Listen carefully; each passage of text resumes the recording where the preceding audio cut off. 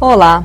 Nós vamos falar hoje sobre o Novembro Azul, uma campanha criada em 2008 pelo Instituto Lado a Lado pela Vida para a prevenção do câncer de próstata.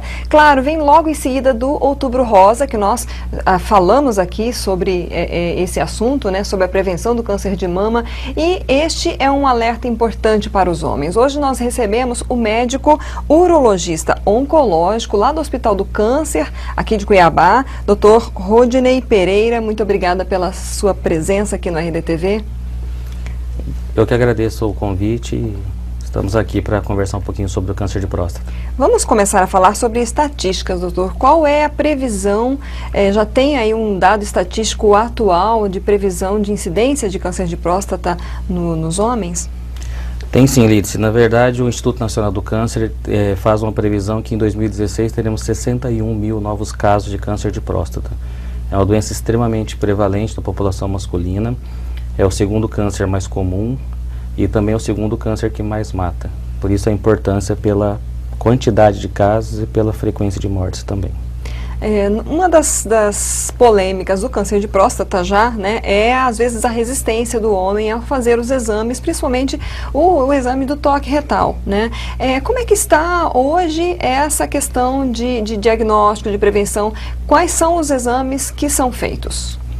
Então, na verdade, ainda existe bastante essa questão polêmica, esse tabu, esse preconceito em relação ao exame físico, que é o toque retal. A gente percebe que isso gradativamente vem sendo mais esclarecido perante a população, e isso também graças à divulgação e às campanhas que vão sendo feitas ao longo dos anos. Isso tem diminuído. Os homens estão vindo mais aos consultórios, aos ambulatórios de maneira espontânea. A gente sabe que no passado a boa parte dos homens vinham trazidos praticamente amarrados pelas mulheres ou pelas filhas, e hoje a gente percebe que espontaneamente eles estão vindo. Por quê? Ou porque ouviram no rádio, viram na televisão chamadas, documentários, reportagens, e isso desperta a questão da consciência de se cuidar mais. O exame físico, o toque retal, ainda é importante, é fundamental na avaliação completa da próstata. Os homens perguntam, doutor, agora existe o exame de sangue, então quer dizer que o exame do toque agora não precisa. Na verdade, ainda precisa. Os exames são complementares, na verdade. O ideal é que seja feito todos os anos o exame de sangue, chamado PSA, e o exame físico, que é o toque retal. Quando você faz a combinação dos dois, 95% das vezes você vai fazer o diagnóstico do câncer. Se você faz só o toque ou se você faz só o PSA, você acaba diminuindo essa chance. Esse diagnóstico precoce, ele, no tratamento, ele tem um percentual grande de sucesso desse tratamento? Com certeza. Na verdade, hoje, de maneira geral, estatisticamente falando, de cada 10 diagnósticos de câncer de próstata, 8 na fase inicial e 2 na fase já tardia, com sintomas avançados. Isso também graças à divulgação, graças à vinda cedo, antes dos sintomas aparecerem, do paciente vem ao consultório. Isso é fundamental no desfecho da doença, né? Como essa doença vai terminar em relação ao momento que é feita a descoberta. Então, quando você tem a descoberta do câncer na fase inicial, a chance de cura é muito alta. Alguns estudos falam em até 97% de chance de cura. Então, é um número bastante importante, bastante alto, e revela, na verdade, a importância da prevenção, a importância de você vir ao médico e descobrir a doença na fase inicial, quando a chance de cura é muito alta. Nessa fase, existe algum sintoma que possa indicar algum problema? Não, infelizmente não. Esse, na verdade, é o grande questão do câncer da próstata, porque é um câncer, na maioria das vezes, de crescimento muito lento. Então, quando ele vai apresentar sintomas, geralmente a doença está numa fase avançada.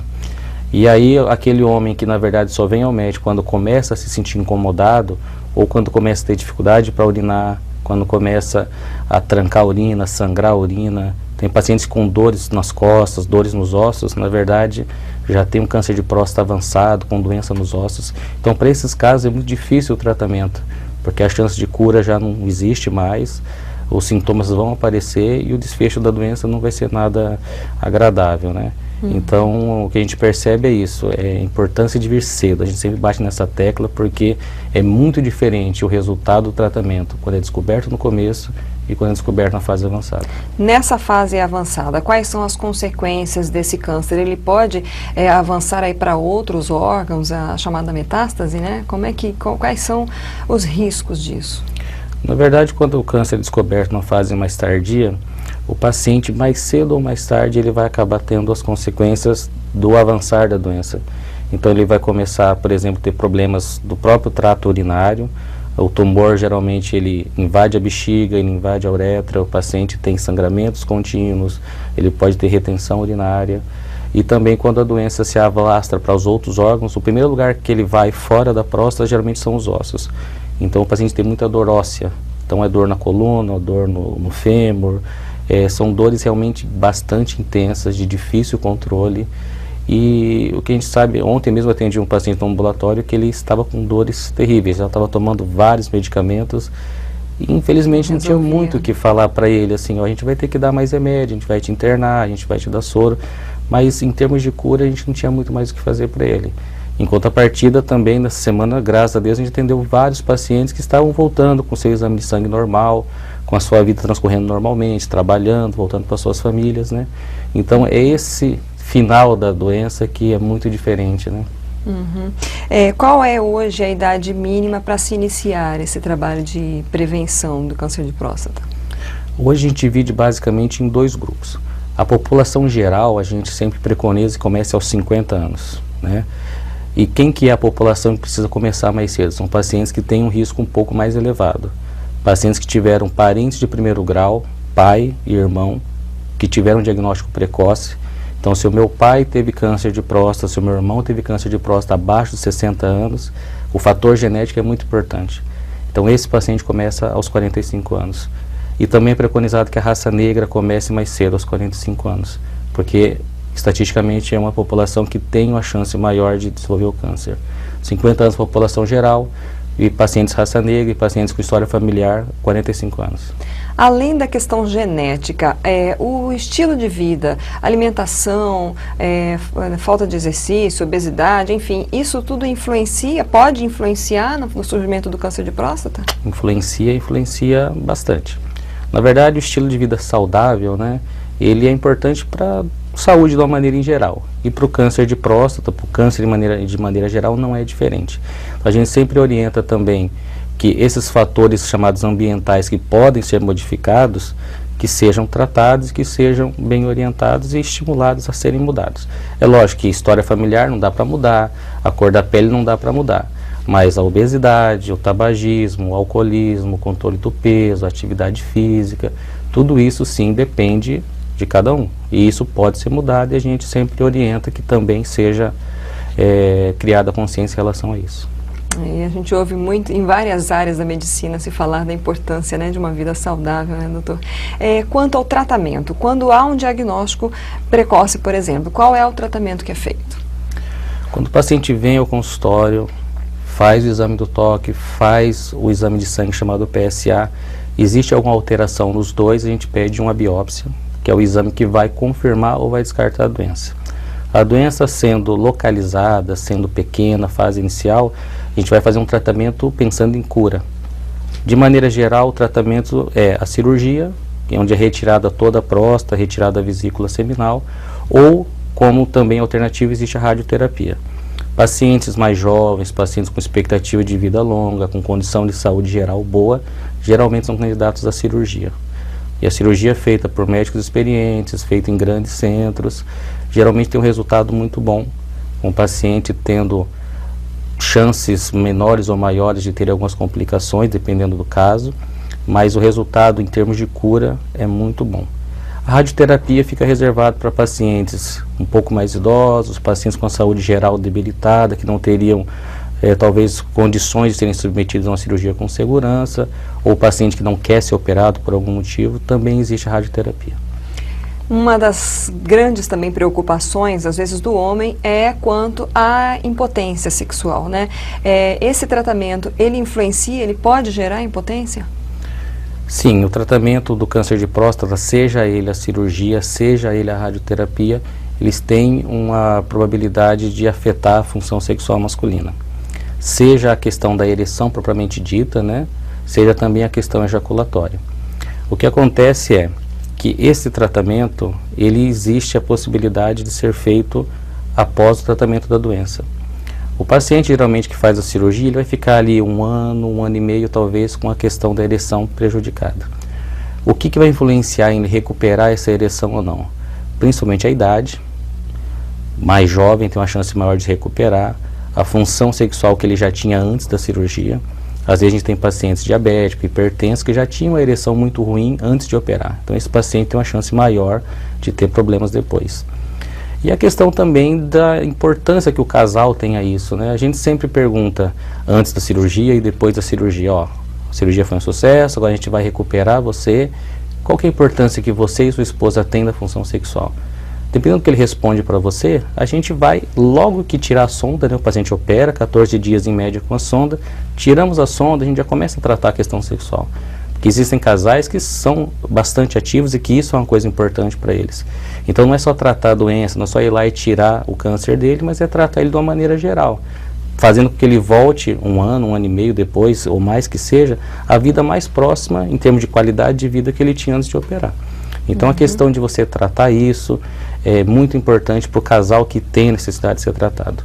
E boa parte dos casos há tratamento, tem condições de ser revertido e ele tem uma vida sexual bastante próxima do que ele era antes.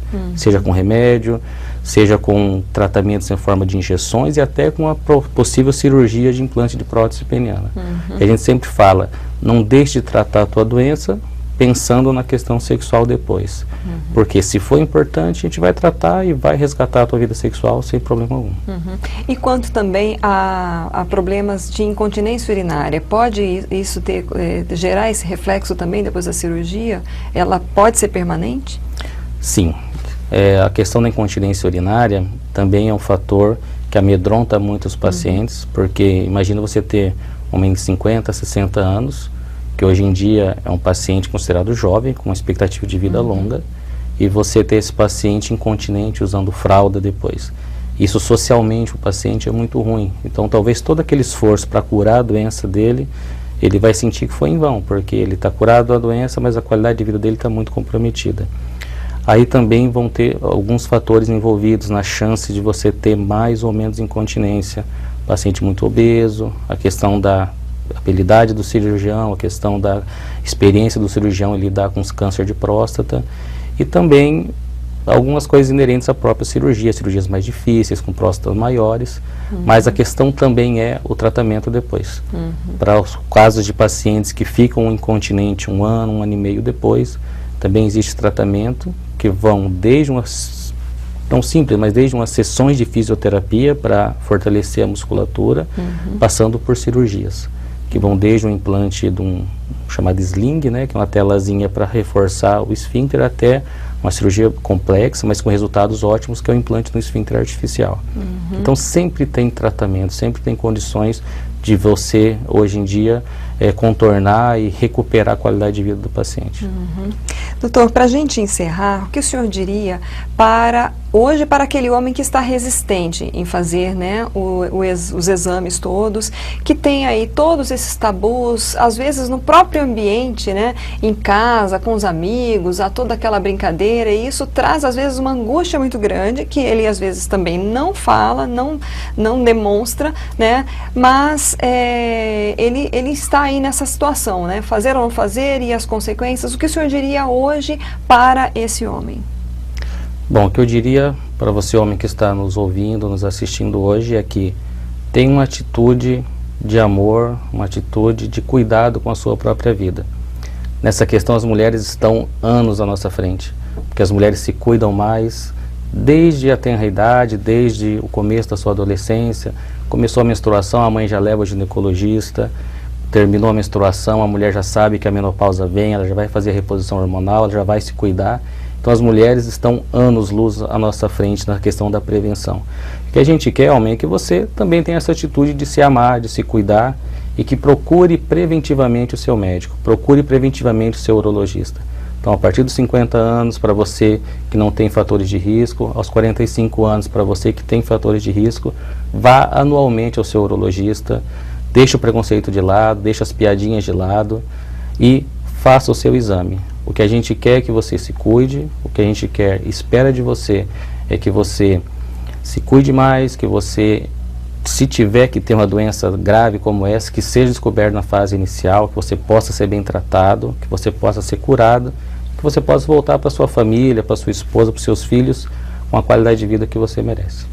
Ok, muito obrigada pela sua presença aqui na Rede TV. Eu que agradeço. Pelas informações. Obrigado. Nós ouvimos hoje o médico urologista oncológico Rodinei Pereira, lá do Hospital do Câncer de Mato Grosso, falando sobre a prevenção ao câncer de próstata. Estamos no Novembro Azul, lembrando aí também que a Rede Feminina de Combate ao Câncer, ligada lá ao Hospital do Câncer, já iniciou aí a divulgação do Novembro Azul. Eles estão vendendo camisetas para ajudar na construção da casa de apoio. Você pode procurar por lá. Nós já entrevistamos aqui a Maria Carmen, a presidente da Rede Feminina, ou você pode também procurar ajuda. Você homem, você que está na sua casa, peça ajuda, vá com a sua esposa, vá com a sua filha, se você não conseguir, não tiver coragem de ir sozinho, mas vá. Segundo o Dr. Rodinei aqui, olha só, o Instituto Nacional de Câncer prevê para 2016 61 mil novos casos. Então é muito importante a gente se cuidar, a gente se amar. Você pode compartilhar essa entrevista com os seus amigos, com os seus grupos, é só acessar o RD News lá no RDTV ou o canal do RD News no YouTube. Até a próxima.